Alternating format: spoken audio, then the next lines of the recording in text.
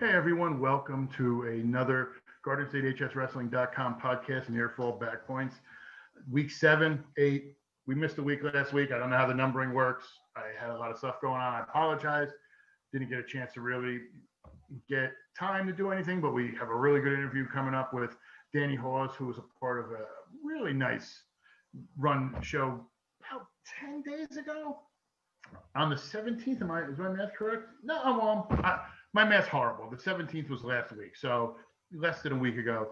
And he was a late entry, just had a really great performance. If you get a chance, I'm sure they have the replay up at takedownsports.com. They had a really great setup over there. But we're going to talk to him a little bit about that and kind of how he got involved in wrestling and some history and such. And we're going to get into that. You know, one thing I want to talk about before we get in, we really don't know what's going on yet with states or the state wrestling as a whole. Right now, we know we're starting March 1st. A couple teams have released their practice and their wrestling schedules. Looks like it's going to start right around March 1st. Season will kick off the 16th, roughly. And then looks like most teams are scheduling between 8 and 9 matches. Obviously, division matches have to come first, and then there'll be some rivalry matches. So I'm pretty sure that even though some of the teams aren't in the same divisions anymore, you'll get the traditional rivalry matches that you would like to see, you know, in the area. One thing I do kind of hope with everything going on is, I've said this before, and people can complain, they can say what they want.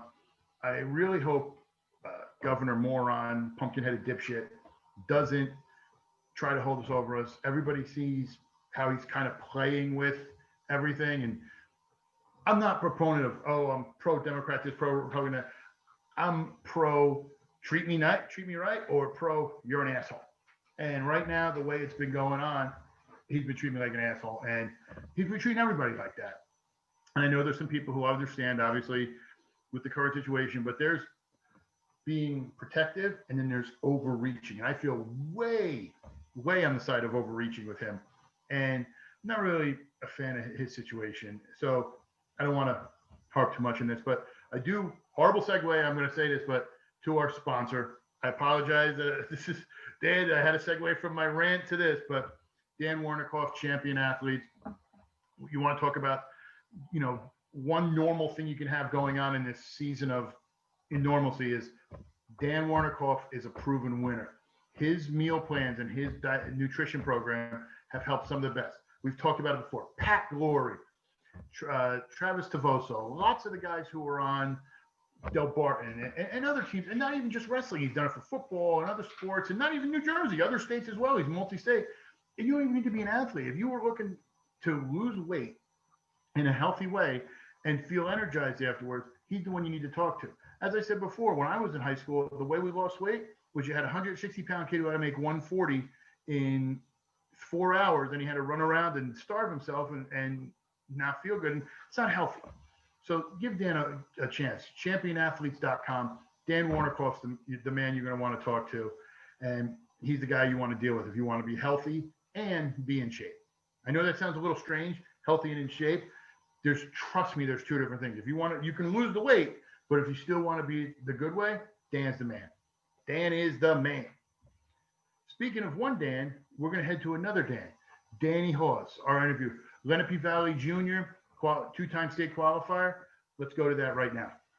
Joining me right now is a man. A lot of people have been hearing his name recently for a big performance a couple weeks ago, but anybody who's in the Morris, Sussex area has known his name for the last few years. Lenape Valley wrestler Danny Haws. Danny, thanks for taking some time and just joining me today. Thanks for having me. A little bit about your start in wrestling. How did you get into it? What was it about it? And, you know, how did you start the path to a wrestler? I was about 5 years old, and my dad, he has a whole background in wrestling. He wrestled when he was in high school, and he brought me to practice, and it was just one little novice practice. And after I liked it a lot, and it just went off, took off kind of from there. I just started wrestling, and then I finally started getting into off season, all year round wrestling in 4th, 5th grade. That's when I really started noticing the change and getting better and everything. Were you in the other sports before that, or was it more of you kind of like, now you're obviously focused on wrestling. Was it, Yeah. were you a multi-sport athlete? Yeah. At one point I was playing football, I was playing baseball, but I eventually stopped playing football because football was not my sport. I was too tiny for it. And baseball I liked. I mean, I was pretty good at baseball, but just wasn't my thing. So I stuck with wrestling and just kept it going. Now, you obviously are at Lenape Valley. Last couple of years, you qualified for the States. Kind of talk about that, just how it felt to get down there. Because, I mean, everybody loves to wrestle. Everybody can, get in their gym and do it. But to actually be on that big stage, just how it felt. It was at freshman year. It was kind of a little scary, coming into a big place like that as a freshman. And I mean, sophomore year went down again. I mean, I went 1 and 2, but it's just a different experience down there. It's a lot more high level wrestling and different types of wrestling. It's pretty cool. You come from a good sized school, but a school in Sussex County. That's probably one of the farthest places away from Atlantic City. Talk about, I'm going a little bit into history here. You would have been about 7th, 8th grade when Palumbo won it. Yeah. Talk about somebody, you guys, wearing the same uniforms, going to the same schools, doing the same stuff. For him to go down and win it, what did that do not only to you, but the program as a whole, to know somebody local was on top? It was cool. I mean, we've never had a state champ. So for someone to go down when the state tournament it was big for like the whole community. It's a huge thing. And I mean, coming into high school, knowing that we had a guy like that, I mean, it just pushes me to become better and try to be better. Now, trying to be better, as you said, you went 1 and 2 last year down in states. We don't even know if there's a state tournament this year. Yeah. Or what's going to happen. We're assuming there's going to be. I mean, I know they've talked about. I mentioned the opening a little bit. They might have something. But what do you do to get prepared? Because obviously, we're going to talk a little bit about something you did a few weeks ago to get prepared still. But what do you do to get prepared for the upcoming season when you don't really know what it's going to be, and B, how many matches you're going to have? Yeah, I mean, right now I'm just training like 3 days a week. Tuesday, Thursday, I do a practice, and Wednesday I do a private up at my club, Iron Horse. And I mean, that's basically what I've been doing for the past couple months now. And I'm just going to keep doing that until the season, get ready, and guess just wait on the state tournament. Now, we were teasing a little bit about the stuff that previously, you were a late entry into a really great matchup last week at Takedown. You were in there, you wound up getting a call a couple days before? Yeah. And you wind up going in there and just being super impressive. Yeah. Just talk about that and just how you were ready to go on. You're not talking about a matchup where it's lower level guys or, somebody you're picking up from here and there. These are top level guys that it was broadcast. What got you ready for that, and how did you perform so well in that? I kind of just went in there. I mean, I had a lot of confidence for that match. He's a great competitor, and I knew it was going to be a tough match either way. But I mean, I was the underdog, so I knew I was going to go in there and no one was really going to know who I was. And I wanted people to know who I was. So I went out there and just wrestled my match. If we've learned anything, we know who you are now. Yeah. That's one of the things I think that opened up a lot of people's eyes. Like, who is this kid? And like I said before, for a lot of us who have covered you, going through, you were always one of those kids that were right there. And, a different draw in Atlantic City, you get a better break. All of a sudden people know you, but you wind up hitting a, tough draw a couple of times. People go, they qualified from division. Who cares? Yeah. But, you kind of open some eyes up. What does this mean going forward for you? I mean, how are you doing your practices and getting everything set? How are you getting the team ready? Because I know are you guys on virtual? Are you guys in school? It's a hybrid, so it's like an A-B day. It's like a kind of a half day type thing. Certain students go in, like they rotate. Now, as one of the leaders of this team, I know it's a young squad. What are you doing to get them ready? Because we're looking at the date now. It's the end of January. You guys should have already been done with counties, focusing on the upcoming team tournament, and now you don't have that. How do you get these guys ready to go and roll when March 1st hits? I mean, I've been pushing them a lot lately to get up to my club, and we bought this thing called it's like a team punch card basically, and it's like you buy it and it's a certain amount of practices you can get for like my team. Mm-hmm. And we just bought it the other day, And now we're going to start getting like my whole team up there, like, practicing, getting ready for the season. I mean, that's great. Cause I mean, obviously a lot of teams are trying to put it together. It's just really, weird, unprecedented times with everything going on, Yeah. But I just want to say thank you for taking a little bit of time. I told him I was going to do it. Don't forget your dad, the wrestler, of Haws Electric. Yeah. I've been busting his chops last night about getting involved in everything, and I was like, "Oh, I'll shout you out. I wanted you to wear a Haws shirt too." But he's like, I was trying to look for one. I couldn't find it. But listen, the match you had was really great. I'm glad. I don't want to say like you've been discovered, but a lot of these matches and everybody sees what we see every day, in the rooms or the local tournaments. Now you're on a bigger stage. I know it kind of puts a little bullseye on you, but I think that's kind of what you like. So I don't think you'll have a problem with it going into the season. Yeah. But thank you so much for taking the time, Danny. I really enjoyed talking to you. Thank you for having me.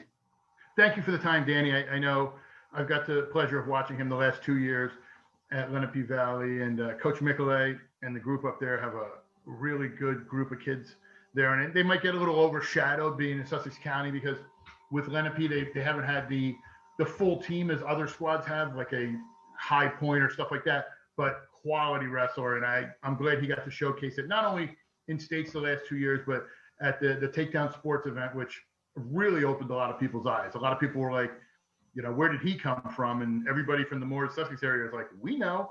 So thank you again, Danny, and I appreciate the time.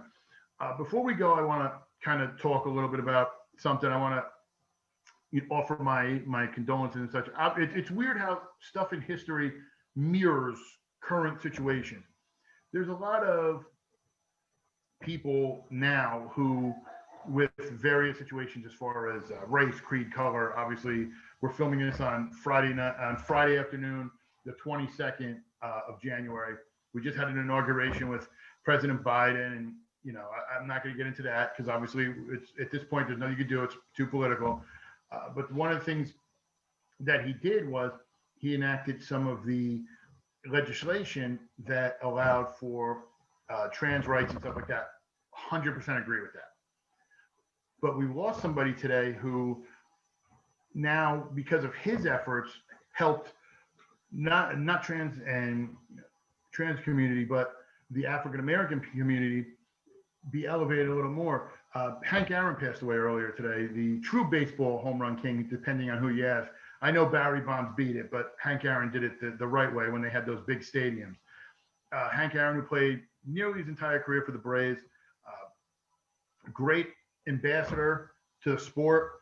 At one time, I know a lot of people are going to say hesitate to wrestling, professional wrestling. He was actually the head of TBS when WCW was on there, and was a big proponent of equal rights. And we lost a great one. And you never really heard anything about Hank Aaron with any problems, with issues with anybody. And we always treated everybody the same, no matter who they were. And that iconic moment, if you get a chance, I know a lot of you guys are too young because he broke the home run record before I was born. I have a little gray in me, but it was before I was born. Go to YouTube and just hit that link where it says Hank Aaron home run, and you just see it's a different time when he hits the home run, where it's not about what color you are with everybody. And before I get in, he got a ton of threats. There were a lot of people who were against him because he was a black man breaking Babe Ruth's record, which they considered a white man's record. But when he hits that home run and you see all the fans, and this is back before the cops would tackle you and arrest you, fans were running on the field and running the bases, slapping him on the back. They were so happy for him. So I'm hoping we can get back to that one day where people can actually be happy for each other and not have it be, a problem with any situation. So I don't want to get on my soapbox too much. I know I had mentioned with the legislation, my opinion, and I know this has been argued a lot, is I feel every trans, gay, lesbian has the right to, as the same rights as any human does. And I don't mean that like that with human. I mean any other person has. There should be no differentiation. There should be no delineation with anything. Everybody should be treated equal. You were born, you were raised. If you treat me with respect, I treat you with respect. That's how I look at it. The only issue I would have with the legislation is if that now means that it blends sports. And what I mean by that is, I don't think it's fair. Obviously, we've seen in Texas and other schools where boys who are transitioning to girls are then allowed to wrestle those girls while that's going on. I'm not sure that's fair because of the testosterone levels, but that's something. I'm not a scientist. I'm just a wrestling guy. That would be my only kind of, I'm not sure about. But other than that, congratulations to all my friends, my trans, gay, lesbian friends, for getting the rights they feel they deserve and not feeling like they're discriminated against because of who they choose to live with. So I'm going to hop off my soapbox real quick and just say we got a couple interviews scheduled for the next few weeks. So we're not going anywhere. And hopefully next time it'll be still early, still late January, early February, but we should know a little more and we should have some schedules up. But keep checking out the site.